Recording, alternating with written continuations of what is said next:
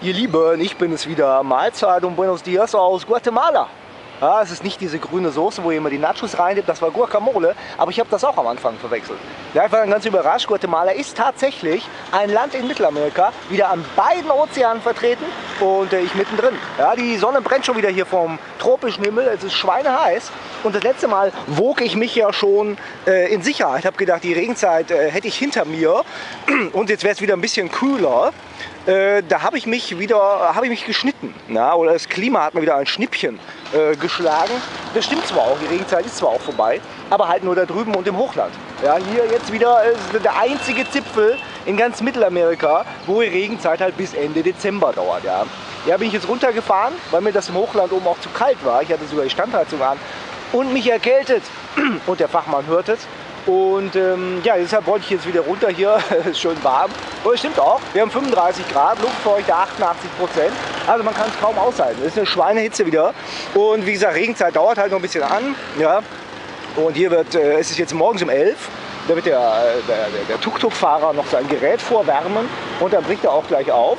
Und ansonsten ist nicht viel los. Ja. Irgendwie sind die Guatemalteken, die sind zwar Frühaufsteher, aber dann halt auch Frühmittagspausemacher.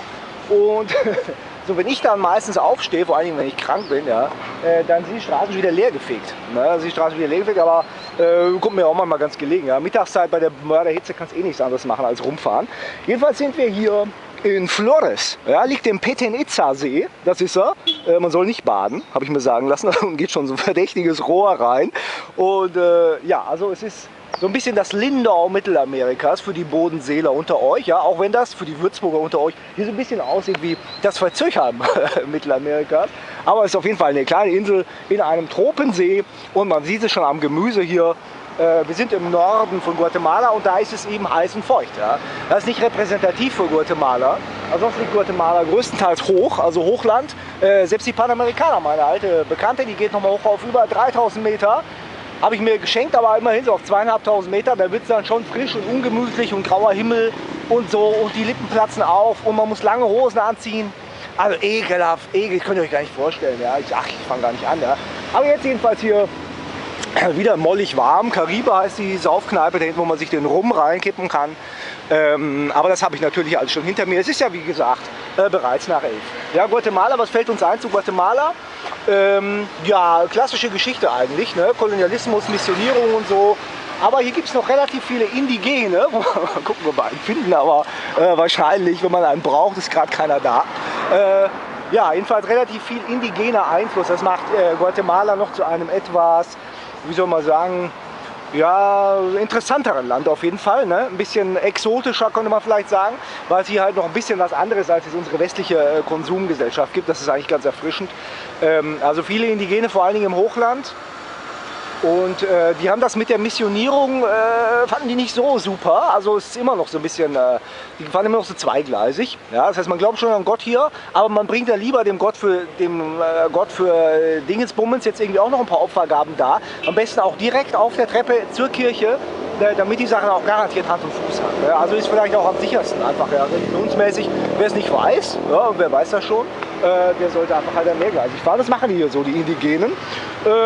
Ja, dann kam natürlich die Kolonialisierung und so, ne, ist ja eine bekannte Geschichte. Also der reiche weiße Spanier, der die Indigenen halt von ihrem Land vertreibt und dann anschließend aber, weil er doch so nett ist, sie dann drauf ackern lässt. Ja, ganz gnädig.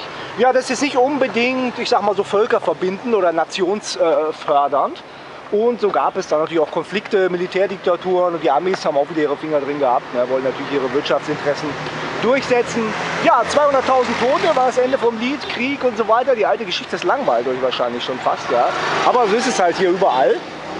Und ja, hat sich so teilweise auch so bis heute so ein bisschen durchgehalten, ne? Diese Regeln, diese Verhältnisse. Und das Ergebnis ist immer noch irgendwie extrem hohe Gewaltraten. Und Flucht halt, die hauen halt auch ab, die Guatemalteken, ja. Und natürlich im Norden fehlt ja nicht mehr viel. Ja, aber mir gefällt es sehr gut, muss ich sagen, bis jetzt, weil es, wie gesagt, halt diesen indigenen Touch hat. Ja, und deshalb ist es ganz anders als die anderen Länder eigentlich. Also sie haben natürlich die Naturschönheiten, sagen wir mal, Vulkane, Küste, Regenwald, ja. ein paar hässliche Städte, ein, zwei schöne Kolonialstädte, so ein paar indigene Märkte noch und so. Also wenn man sich ein Land raussuchen müsste in Mittelamerika, würde ich sagen, dann nimmt er Guatemala. Ja, ich werde so bald wieder packen hier, weil wir sind schon wieder, ich mache dieses Video quasi auf den letzten Drücker. Ich wollte es schon vorher machen, aber wir sind schon wieder kurz vor der Grenze nach Belize. Mal eben hier die Karte rausfummeln. Und es sind noch 100 Kilometer bis zur Grenze nach Belize. Belize kennen wir alle, kleiner Karibikstaat.